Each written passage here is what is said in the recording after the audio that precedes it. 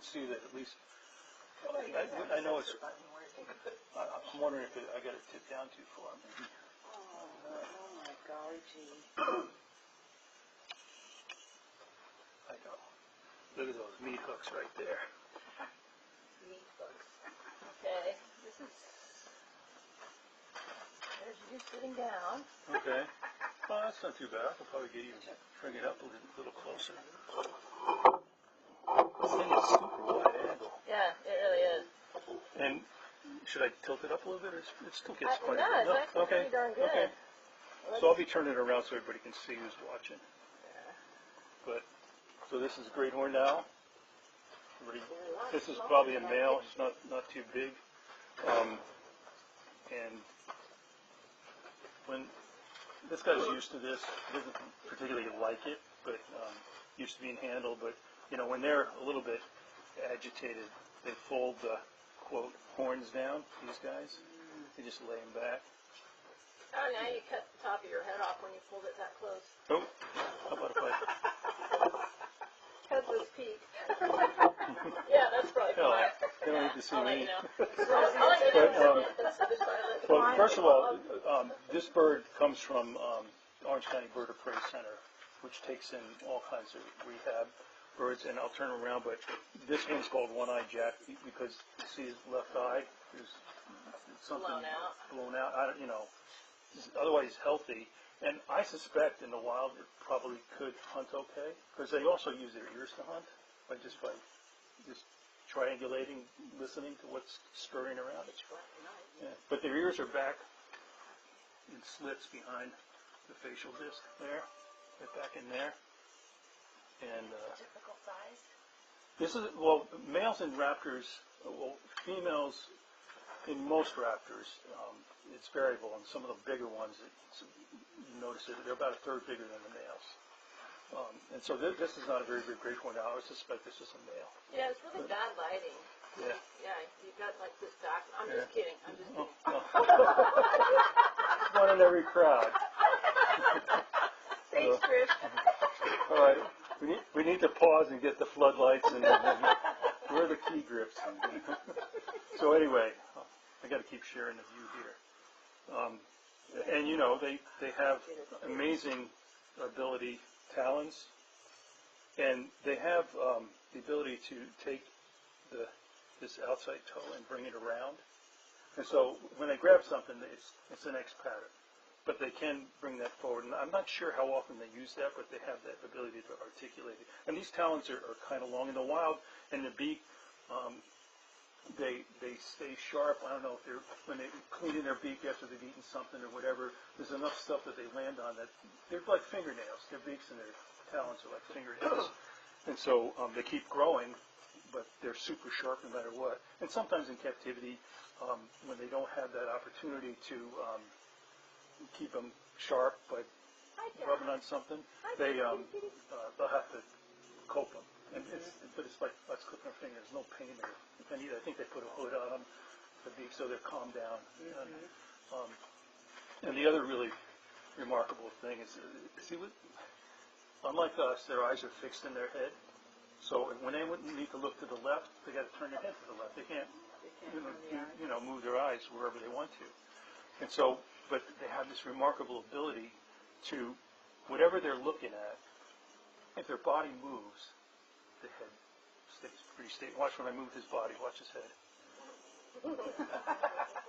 Oh, how weird. And even this way. And these guys, I've seen, like red tails can stretch, but you know, even when you bring them up and down, there's a little bit of a neck stretching and crunching and stuff. But the left to right, the only thing I can think of is imagine you're sitting on a limb or something, the wind's blowing, and you're trying to zero in on prey. You can't afford to be, especially when you can't move your, so their muscles are incredible. They can do that. He's checking me out. I know. And, big wingspan, really soft feathers. I don't know what they call them, but there's almost like these tiny feathers on top of the bigger ones. So when they go soaring in, they're pretty quiet. And great horned owls hunt mostly woodland from perches. Like the barn owls, we hear them flying around and cleaking and all that stuff. And I really don't know why they do that. maybe it's to get something to, oh, what is that? Yeah, You know, yeah. come get them. But these guys mostly hunt from perches and just go listen for stuff, see it. And, you know, we've talked before about the chicks and, you know, what happens when they fledge. Well, excuse me, those guys, if everything goes well, probably within, I'd say in about a week and a half, 2 weeks, they'll be ready to fly. And we've all seen it. They just go, you know. Sometimes they go too soon, and they can't quite fly, but they're not, they have enough feathers that they flap their wings and they don't drop like a rock. They kite on down to the ground, which is not good. You know, any raptor that leaves too early and is on the ground is vulnerable to predators, bobcats, coyotes, foxes, whatever. And then once they're out, the adults are still feeding them for some time afterwards, but they know how to hunt. The adults do not teach them how to hunt. It's instinctual. The thing is, when they first fly, they seem to fly well, but I've seen fledglings that can fly, but then they land and they're a little clumsy, and, you know, they're just getting into it. It takes a few weeks. But, so they're out there sitting, and the adults are out, and they catch something. Now, you know, 3 or 4 or 5, 6 chicks are out there. They are all seeing the adults, and if the adults get something, everybody's making a beeline, be the first one there, you know, to get something. But then the way I can figure it, they're out there, and those are the ones that eventually make it are sitting there, and oh, there's a mouse. You know, they see something, a prey item, and they've got it. There's something going on out there. They go, okay, and they make it pass at it, and you know, they're not 100% successful by any means. So that whole, you know, fledging period, and then they got to, if they make it, then they got to find their own territory that's not already used. You know, and so we've talked about this many times. Most of these birds do not survive, and I've used this example 1,000 times. And we could use these guys. I don't know. This has been an unbanded pair for maybe this is the 3rd year. You know, remember we had the banded pair? Yeah, it's been a while since we had any banded owls. Yeah, and then we, you know, when I was feeding them that night, when the male didn't show up, and it turned out we found him because he was banded, and he was 1.5 miles away from here. And so, but that was a death sentence. I mean, and even after that, like I just described, okay, they got to fledging, and they're out there, but it's just the female who's still hunting and helping them for 6 or 8 weeks or whatever. You know, and she had at least 5 chicks back then. So, but you know, you get a pair of barn owls, well, the oldest one in the banding records, I haven't looked in a while, 15 years old, found in the wild. So I always use the example, say you have a male and a female with maybe 10 years of breeding capacity, and they raise 5 chicks a year. So when they die, 2 of them die, there's 50 barn owls out there. It's a numbers game. They just can't all make it. You just need a male and a female to make it. So it's tough, and you know, these days with so many wildlife cams, you get to see all this stuff, but it's a jungle out there. You know, it's tough for wildlife to survive, and they produce a lot. Even like the house finches, she's working on another 4, right? She fledged 4, so this year they're going to fledge maybe 8 chicks, and they do it every year. And they don't, I don't know how long they live, but it's certainly not super long. But say they live 5 years, 40 more house finches out there. It's like, wow, could you imagine if they all made it? We're talking billions of pairs of birds. It's incredible. And the other thing, too, you open your mouth, open your beak. You see how big? That, it gives you an example of why they can, I don't know if you guys can see that. How would you... If you hold that for like 1 minute, I'll be able to tell you. Okay. But you can see with that kind of, the way the gape is there, that when they grab them out, anything they can eat whole, they'll eat. I mean, why not? And that's actually, even though like red-tailed hawks and red shoulders, Cooper's hawks, whatever, they have pretty big, they have pretty big gapes. It used to be, you know, you find some pellets, and also you can identify pellets. Like barn owl pellets have a distinct shape, and they're usually pretty dark black. And great horned owl pellets are more elongated. But if you find some pellets, because all the raptors regurgitate pellets, and typically you can tell it's an owl pellet when you can find a whole mouse skull in there and stuff like that. Because, you know, if you get a really good pellet and you're really careful. No, there's no sound. Uh-oh. I could hear it, so it should be sound. They're saying on the forum there's no sound. Well, I just turned it on like 10 minutes ago. This was at like, yeah, 1:05 p.m. It's 1:05 right now. There's no sound. Technology. Isn't it lovely? It always happens at the worst time. Well, we got the footage Can on. you start over? Well, I'll do some this because I can hear us. That's what I don't get. I could hear us. Yeah, because I can't hear you.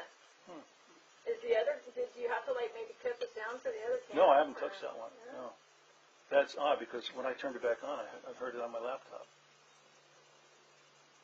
Yeah, Well, all I can anyway, hear is that. I'm trying to think of before I put this guy back what else we can talk about. Any How old questions? is he? I don't know. He's been And how long around. have you had him? Well, the Orange County Bird Appraisal Center takes care of it. Actually, this bird is one that is used a lot for hawk trapping. Like you, Oh. yeah, I got audio. yeah. Okay. They'll like you go to a red-tailed hawk nest that has chicks in it, and the adults are defensive, and you can put up nets. And you put this guy, you tether him, he sits on a log and holds a net, and the adults don't want him around. There's an instinctual thing. Great horned owls around other rabbits, they just get out of here. And so they'll come and make passes at him, and they go into the net. And a lot of times they use, you can use regular mist nets, which are big squares but fine black nylon that you can, when you're 10 feet away, it's hard to see it. Yeah. And then there's also another one where you have two posts and the net's held up like clothespins on rings, and then they hit it and it slides down and it makes like a purse, it just and they're right there.